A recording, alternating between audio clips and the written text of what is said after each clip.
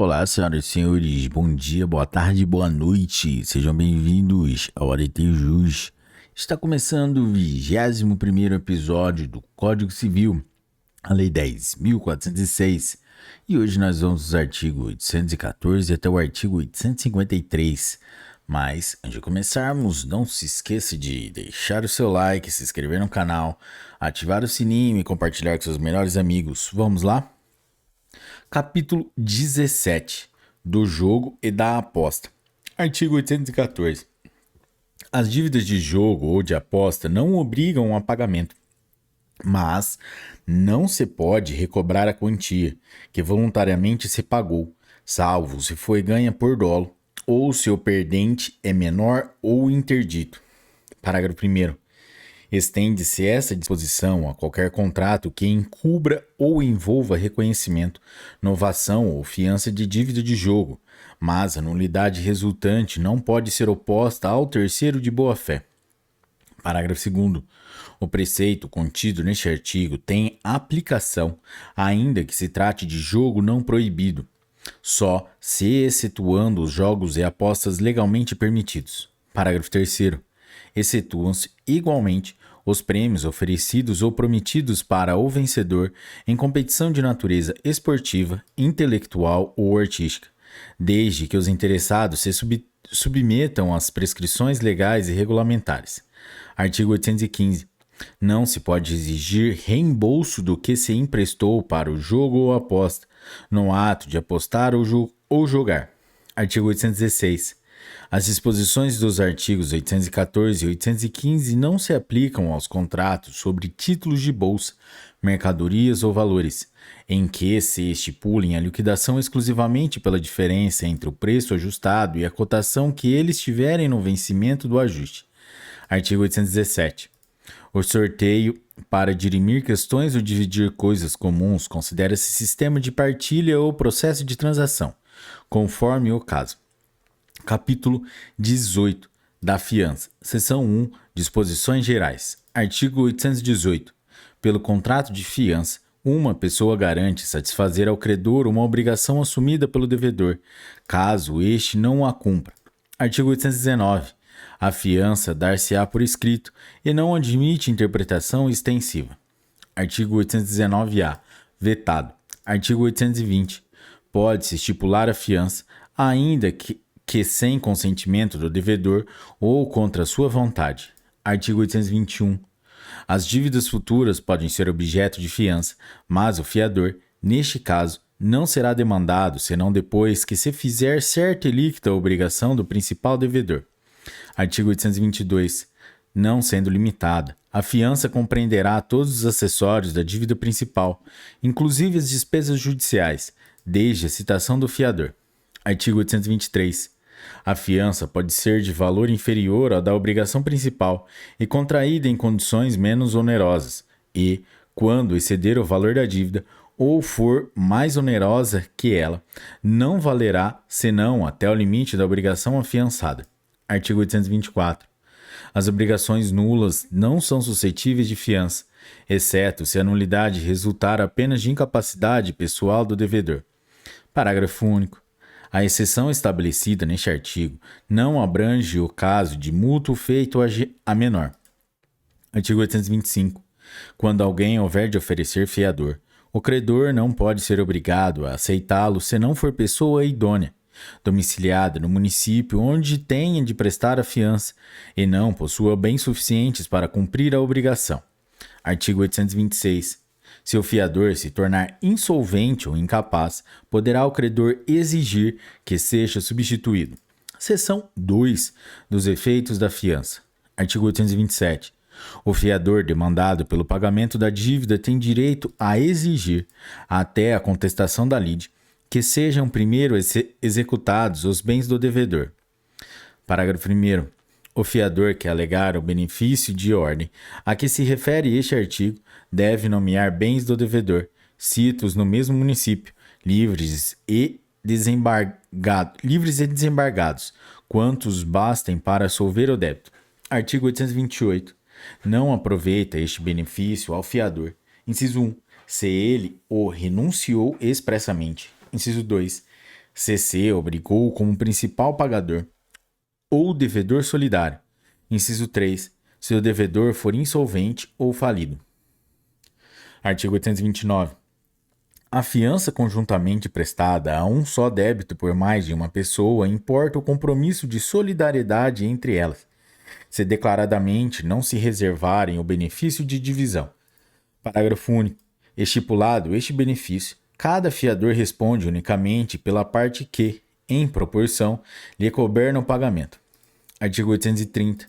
Cada fiador pode fixar no contrato a parte da dívida que toma sob sua responsabilidade, caso em que não será por mais obrigado. Artigo 831.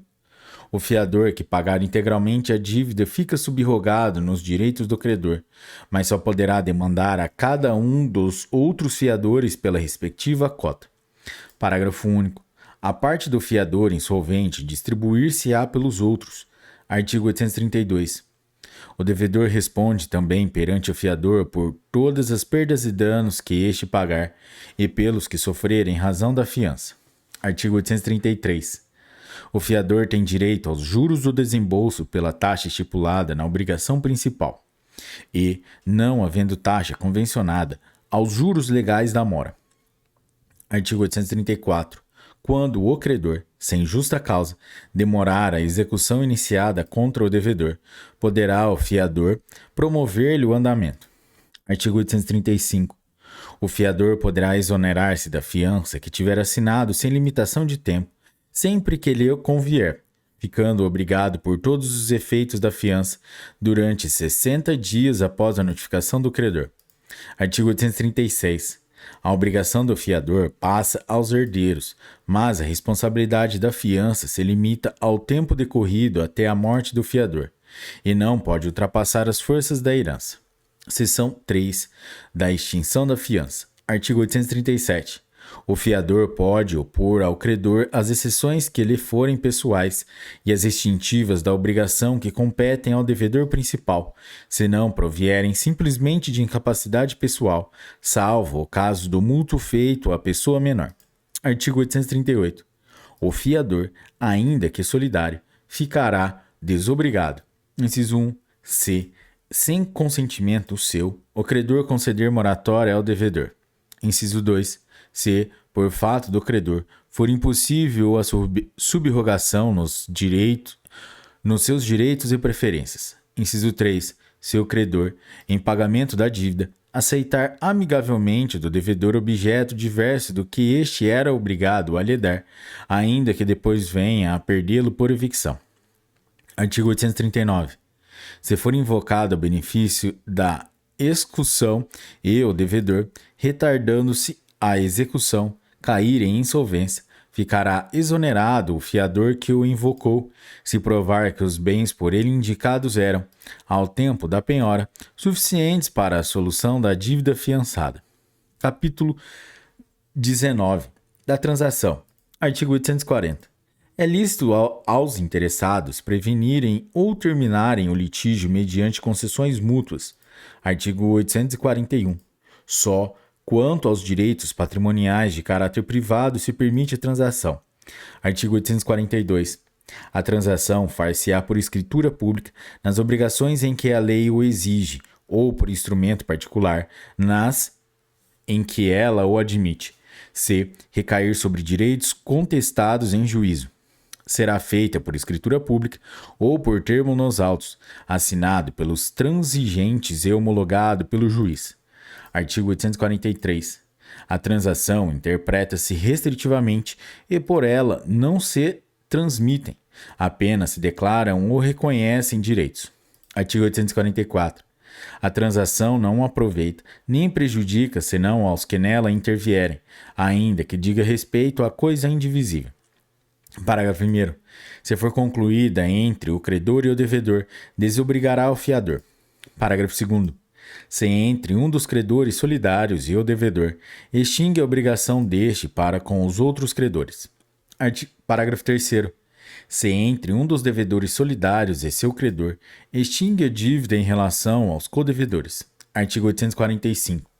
Dada a evicção da coisa renunciada por um dos transigentes ou por ele transferida a outra parte, não revive a obrigação extinta pela transação, mas o evicto cabe o direito de reclamar perdas e danos. Parágrafo único. Se um dos transigentes adquirir, depois da transação, novo direito sobre a coisa renunciada ou transferida, a transação feita não o inibirá de exercê-lo. Artigo 846. A transação concernente a obrigações resultantes de delito não extingue a ação penal pública. Artigo 847. É admissível, na transação, a pena convencional. Artigo 848. Sendo nula qualquer das cláusulas da transação, nula será esta. Parágrafo único. Quando a transação versar sobre direitos contestados, independentes entre si, o fato de não prevalecer em relação a um não prejudicará aos demais. Artigo 849. A transação só se anula por dolo, coação ou erro essencial quanto à pessoa ou à coisa controversa. Parágrafo único. A transação não se anula por erro de direito a respeito das questões que foram objeto de controvérsia entre as partes. Artigo 850. É nula a transação a respeito do litígio decidido por sentença passada em julgado, se dela não tinha ciência algum dos transatores ou quando, por título ulteriormente descoberto, se verificar que nenhum deles tenha direito sobre o objeto da transação. Capítulo 20 do compromisso. Artigo 851. É admitido o compromisso, judicial ou extrajudicial, para resolver litígios entre pessoas que podem contratar. Artigo 852. É vedado compromisso para a solução de questões de Estado, de direito pessoal de família e de outras que não tenham caráter estritamente patrimonial. Artigo 853. Admite-se nos contratos a cláusula compromissória para resolver divergências mediante juízo arbitral, na forma estabelecida em lei especial.